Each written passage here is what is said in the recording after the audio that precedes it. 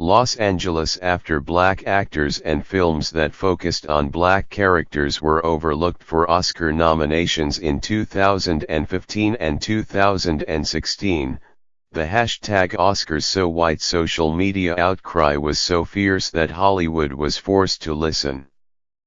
The Academy of Motion Picture Arts and Sciences began a determined diversification effort, and last year there were 6 black acting nominees, a record. Whitewashing, or casting white actors as non-white characters, has galvanized Asian Americans in Hollywood. Stars like Constance Wu have railed against the practice, hurting ticket sales for films like Ghost in the Shell, a Japanese manga adaptation starring Scarlett Johansson. But as Hollywood tries to deal with those issues, not to mention the fallout from the harassment crisis that began with Harvey Weinstein's downfall, the minority group that Hollywood excludes the most on-screen, Latinos, is trying to create its own bullhorn moment. We are expecting that we are going to have to go to the Academy Awards this year and demonstrate, said Alex Nogales, president of the National Hispanic Media Coalition, a watchdog organization.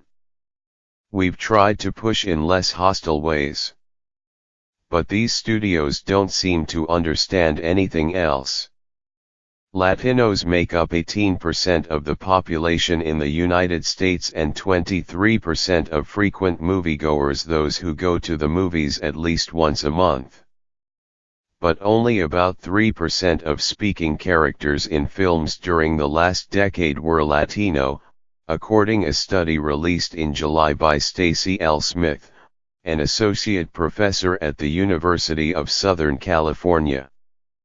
Ms. Smith's team found that 13.6% of speaking characters were black, while African Americans make up 13.3% of the population.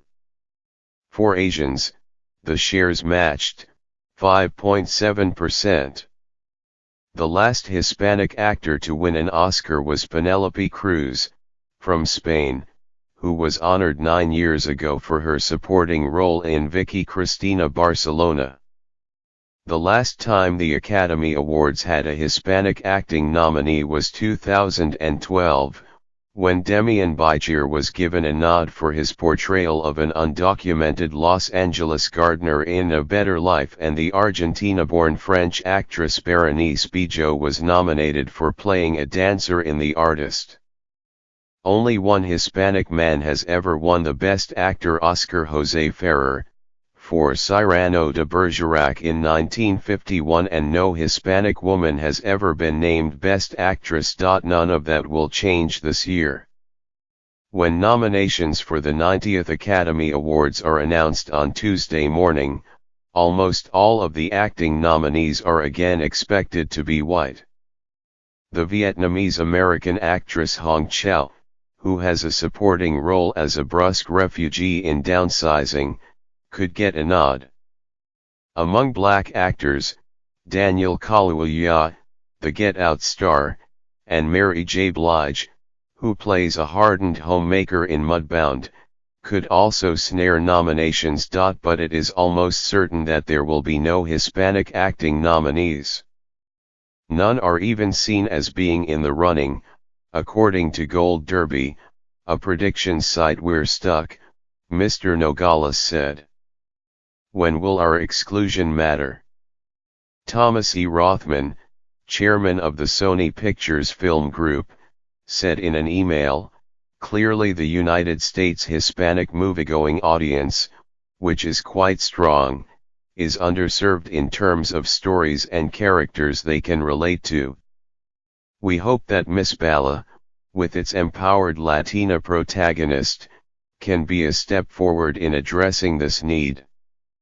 Sony is remaking that 2011 Mexican thriller with Gina Rodriguez and Ismael Cruz Cordova as the leads. Hollywood's other major studios declined to comment for this article, though several studio executives privately expressed frustration with the number of inclusion issues they are being asked to immediately address. At the moment, they said, The hashtag #MeToo fight against sexual harassment and gender equality has become all-consuming. They are also under pressure from activists working for improved on-screen representation for gay, lesbian, bisexual and transgender people.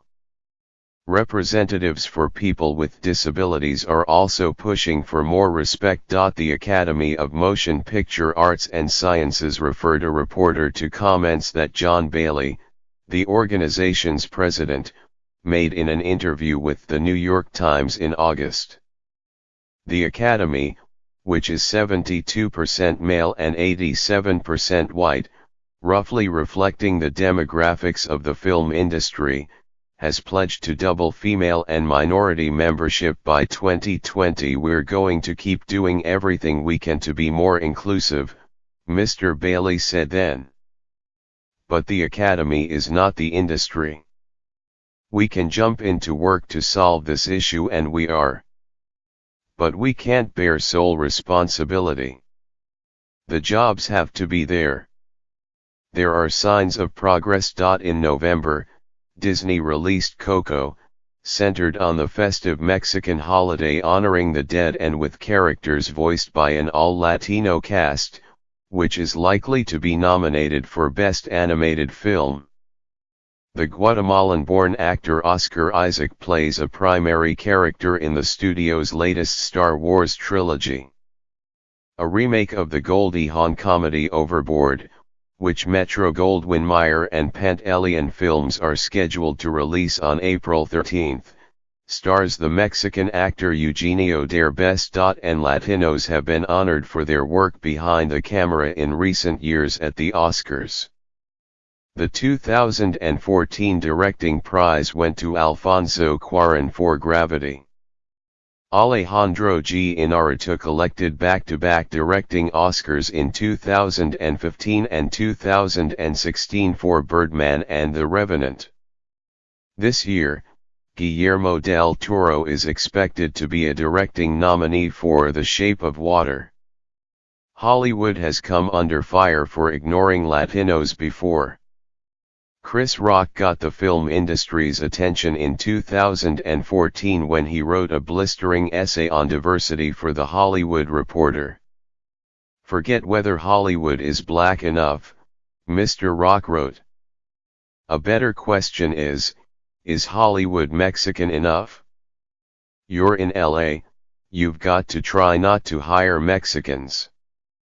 But the underrepresentation of Latinos, unlike the sidelining of other minority groups, has never truly entered the public conversation. One possible reason is the diversity of Hispanics themselves, with their distinct cultures and races from different regions and countries, from Venezuela to Spain. It can be difficult, activists say, to rally uniform support for Latino-focused films, much less orchestrate a cohesive repudiation of Hollywood practices. Another explanation may involve the approach that many Hispanic advocates have taken. Rather than use direct confrontation as when Spike Lee stood before Academy members in 2015 and shouted, "Get some flav up in this."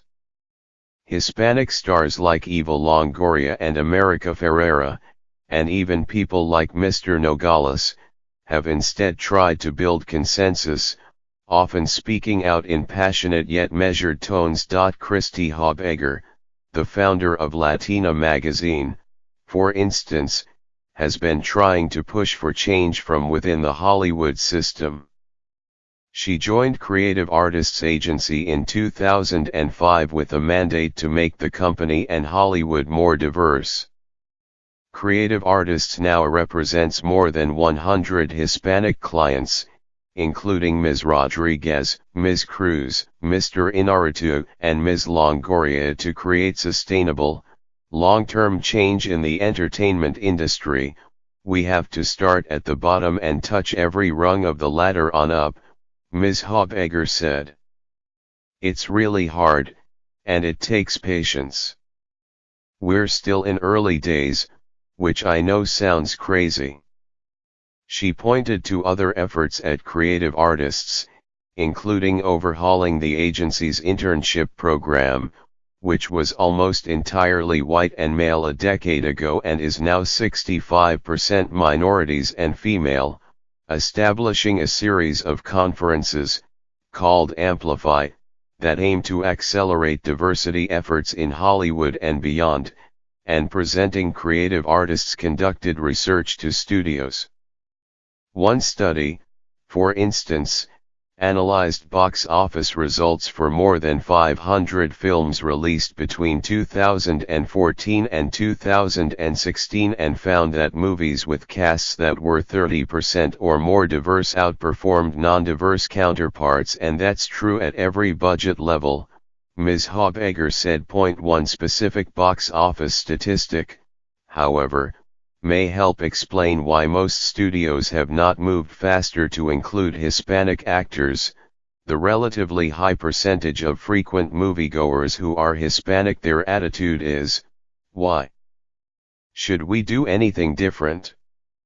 They are already coming.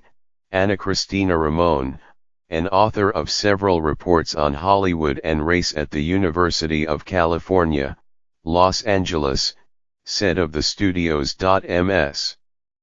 Ramon answers that question by pointing back to the data, which shows a sharp decline in the number of Hispanic frequent moviegoers over time.